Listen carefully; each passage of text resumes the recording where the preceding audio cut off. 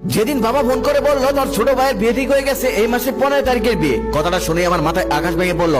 কারণ আমি বড় ভাই এখনো বিয়ে করিনি, যেখানে বাবা মায়ের ভাবার কথা ছিল আমার, সেখানে আমার কথা না ভেবে ছোট ভাইয়ের বিয়ে ঠিক করে ফেলেছে। পরক্ষণে এবার আমি মনে মনে ভাবলাম আমি হয়তো বিদেশে থাকি, এই জন্য বাবা মা আমার কথা ভাবেনি, আমি দেশে গেলে হয়তো আমার কথা ভাববে। তারপর আমি আমার ছোট ভাইকে ফোন করে বললাম তোর হবু বউয়ের জন্য যা যা লাগে আমাকে বলবি। তারপর সেই বিয়ের গহনা বাবদ আমি তাকে 2 লক্ষ টাকা পাঠালাম। পরের দিন সে ফোন করে বললো তার হবু বউয়ের নাকি বিয়ের দিন মাথায় একটি সোনার টিকলি পরার অনেক শখ, তাই আরো 50,000 টাকা লাগবে। তারপর আমি ধার দেনা করে তাকে আরো 50,000 টাকা পাঠিয়ে দিলাম। আমি খুব অবাক হয়ে খেয়াল করতাম যখনই পরিবারের কেউ আমাকে ফোন করতো, আমি কেমন আছি কি করছি সেটা কেউ জিজ্ঞেস করতো না, জিজ্ঞেস করতো কবে টাকা পাঠাবো, এর এটা লাগবে ওর ওটা লাগবে। প্রথম এই বিষয়টা খুব খারাপ লাগতো। অবশ্য একটা সময় পর ভাবলাম আমি হলাম পরিবারের বড় ছেলে, আমার কাছে চাইবে না তো কার কাছে চাইবে? বাবা মা এত কষ্ট করে বড় বানিয়েছে, নিজের টাকা খরচ করে বিদেশে পাঠিয়েছে, আমি যদি এখন তাদের ইচ্ছেগুলো পূরণ না করতে পারি তাহলে আমি কিসের বড় সন্তান হলাম? মা বাবা ভাই বোন যখন যেটা আবদার করেছে আমি সেটাই দেওয়ার চেষ্টা করেছি, যত কষ্টই হোক সেই ইচ্ছেগুলো পূরণ করার চেষ্টা করেছি। দীর্ঘ 9 বছর প্রবাস জীবন পার করার পর বাবাকে একদিন ফোন করে বললাম বাবা আমি দেশে ফিরে আসতে চাই। বাবা তখন বলল দেশে এসে কি করবি? তখন আমি বললাম কিছু একটা করব,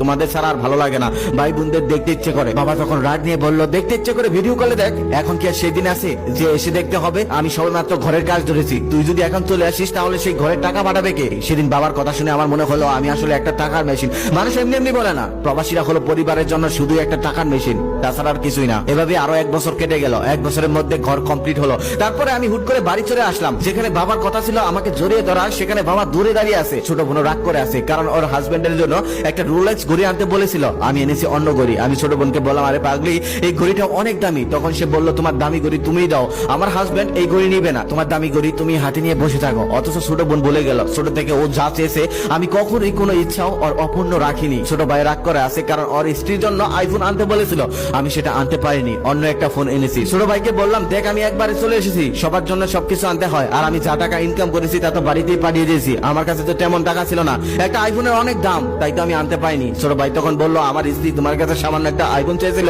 আর তুমি দিতে পারলে না, লাগবে না তোমার ফোন, তোমার ফোন তুমি ব্যবহার করো। অথচ ছোট ভাই ভুলে গেল আর বিয়ে বাবদ আমি ওকে 2.5 লক্ষ টাকা দিয়েছিলাম, ওর হাতের আইফোনটা আমি কিনে দিয়েছিলাম। যেদিন থেকে বাড়িতে এসেছি তারপরের দিন থেকে দোকানে গিয়ে বসতাম। একদিন বাবা হঠাৎ করে বলল তুই কবে বিদেশে চলে যাবি? আমি মাথা নিচু করে বললাম আমি তো আর যাবো না, আমি তো একবার চলে এসেছি। বাবা তখন বলল তাহলে এখন কি করবি? তখন আমি বললাম আমাদের ব্যবসাটা একটু বড় করব।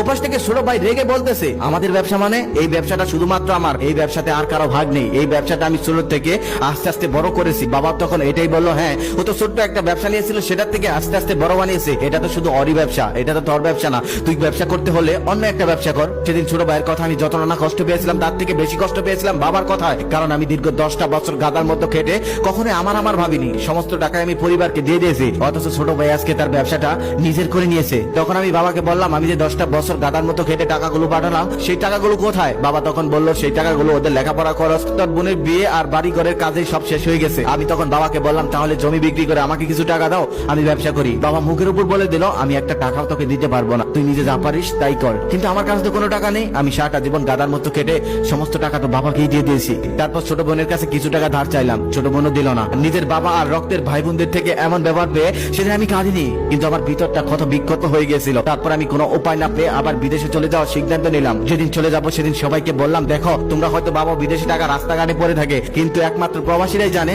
বিদেশ থেকে টাকা ইনকাম করতে কতটা কষ্ট। যে ছেলেটা কখনো 5 কেজি ওজন মাথায় নিত না, সেই ছেলেটা 50 কেজি সিমেন্টের বস্তা মাথায় নিয়ে 4-5 তলা দৌড়ে উঠে যায়। 18 ঘন্টা ডিউটি করার পর নিজে রান্না করে খেয়ে তারপর ঘুমাতে হয়, আবার ভোরে উঠে ডিউটিতে যেতে হয়। আমি যদি বেঁচে থাকি আর কখনোই দেশে ফিরবো না, আর যদি মারাও যাই তারপরেও যদি তোমরা খবর পাও কখনো আমার লাশটা আনতে চাও না, আমার লাশ সেই দেশেই থাকুক, এটা আমি চাই। তাই প্রত্যেকটা বড় ছেলের উদ্দেশ্যে একটা কথা, নিজের জন্য কিছু কইরেন, একটা সময় কেউ পাশে থাকবে না। টাকা নেশা খুব খারাপ, টাকা নিজের রক্তের সম্পর্কের মানুষগুলাকেও পৃথক করে দেয়, যার হাতে থাকে তার কথাই কয়।